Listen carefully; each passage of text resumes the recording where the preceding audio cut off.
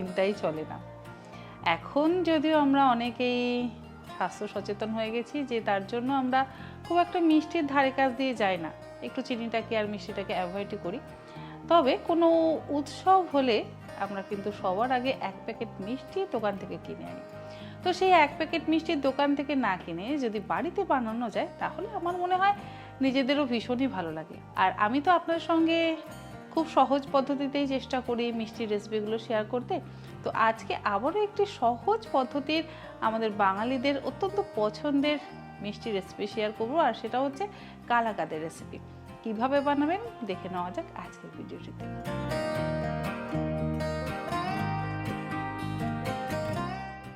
মিষ্টি বানানোর জন্য প্রথমেই আমাদের যেটা করতে হবে সেটা হচ্ছে দুধ জাল দিয়ে ছানাটা তৈরি করে নিতে হবে।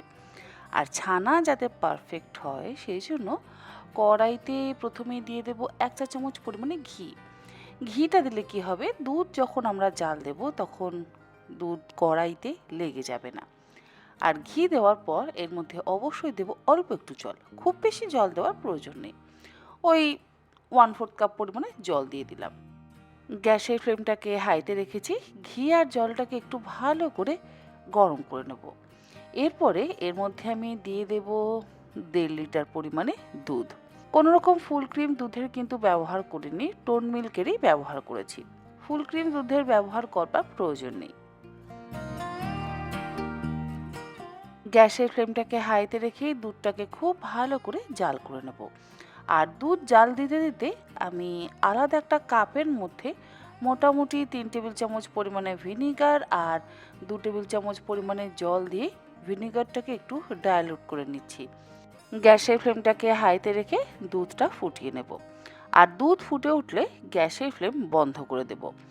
গ্যাসের ফ্লেম বন্ধ করে দেওয়ার পর 5 মিনিট আমরা একটু অপেক্ষা করব। এই যে গরম ধোঁয়া ওঠা ভাবটা আছে না, এই গরম ধোঁয়া ওঠা ভাবটা বেশ একটু কমে আসবে, তারপর কিন্তু আমরা ডাইলুট করা ভিনেগারের জল মেশাবো।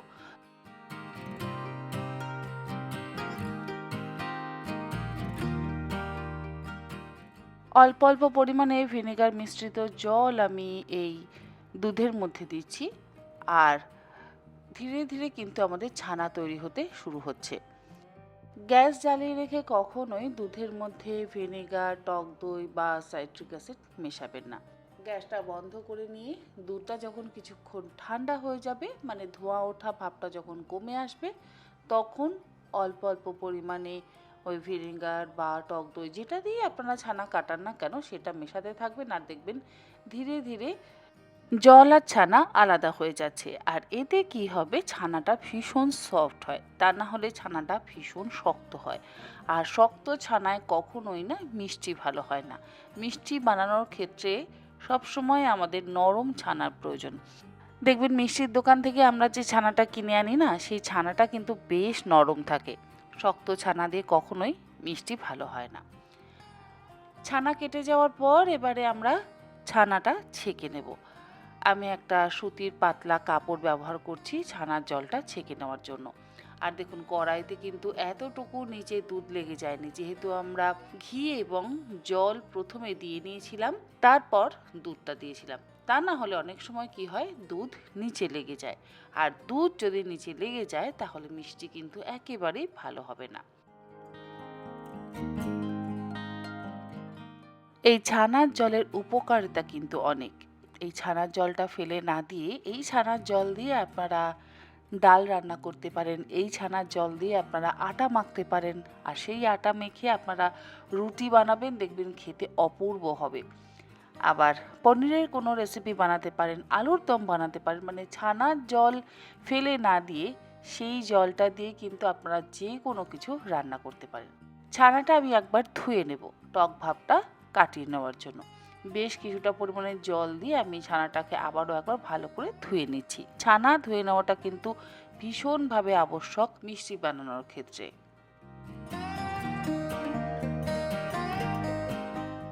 জলটা দিয়ে ভালো করে ধুয়ে নেওয়ার পর ছানার এক্সট্রা জলটাকে ভালো করে চিপে ফেলে দিতে হবে।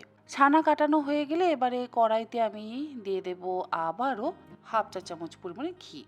ঘিটা একটু ব্যবহার করলে না মিষ্টির স্বাদ কিন্তু ভীষণ ভালো হয়। ঘিটা দেওয়ার পর এর মধ্যে দেব আবারও 1/2 লিটার দুধ।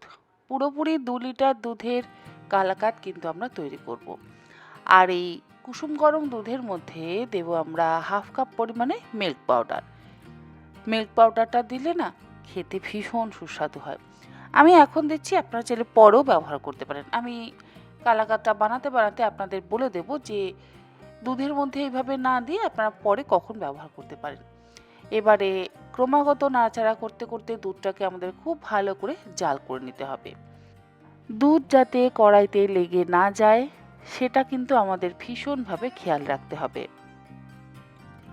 অপরদিকে দেখুন, ছানা আমাদের তৈরি হয়ে গেছে। আমি কাপড়ের থেকে খুলে আলাদা একটা পাত্রের মধ্যে নিয়ে নিচ্ছি। আর দুধটাও জাল দিয়ে বেশ ঘন করে নেওয়া হয়ে গেছে। এবার এই দুধের মধ্যে আমি দিয়ে দেব 1 কাপ পরিমাণে চিনি।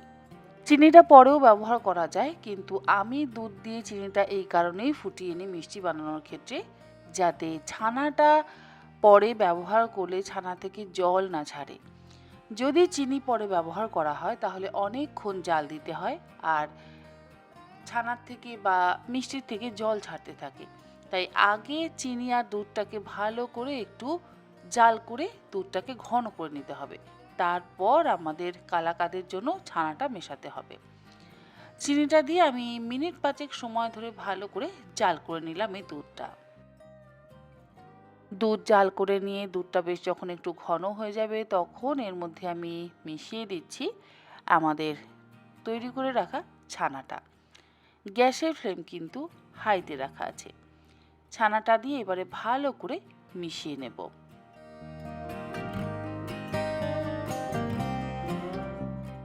কালাকাদ বানানোর ক্ষেত্রে কিন্তু দানাদার টেক্সচারটা অবশ্যই থাকতে হবে। আর সেটা যে বানানো খুব একটা কঠিন তা কিন্তু একেবারে নয়। খুব সহজেই এই দানাদার টেক্সচারটা আসে।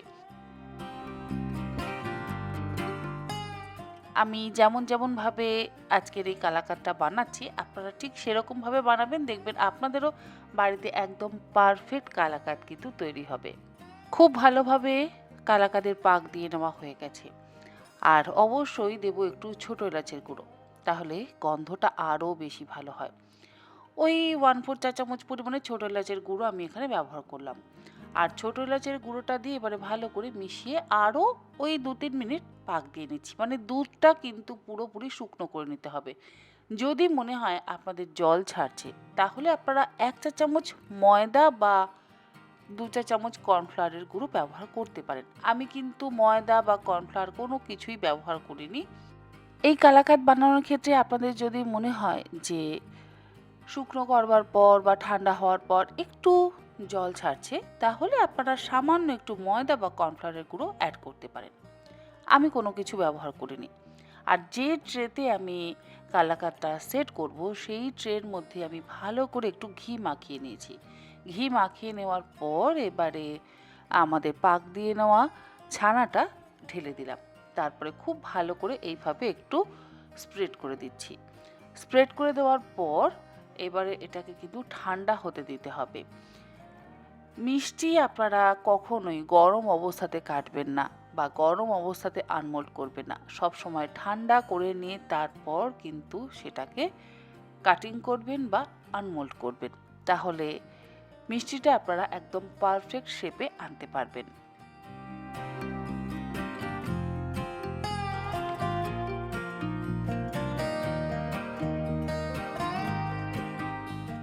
মিষ্টিটা যখন বেশ ঠান্ডা হয়ে যাবে, মানে একদম ঠান্ডা হয়ে যাবে, তখন আমি এটাকে কাটিং করছি।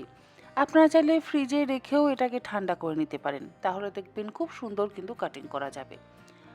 আমি ফ্রিজে রেখে ঠান্ডা করে নিয়ে তারপর ফ্রিজ থেকে বের করে কালাকাদগুলোকে একদম চৌকো চৌকো শেপ করে কেটে নিচ্ছি।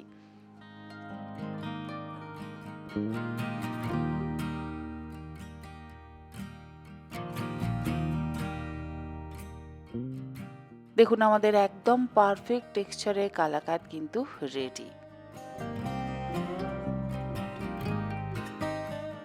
কত সহজ না কালাকাদ বাড়িতে বানানো।